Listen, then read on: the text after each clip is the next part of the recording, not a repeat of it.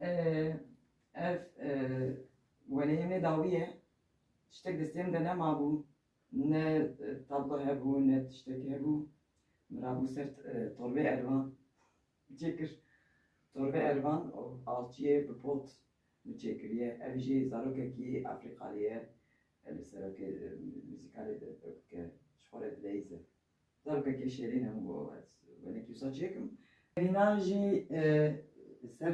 mîtolojiya dîroka Kurd e ku jina Kurd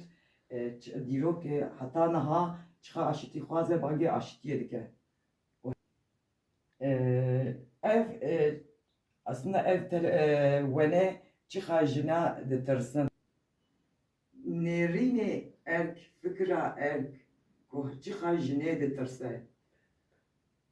evîna heyve derketiye ku her du çand hene di çand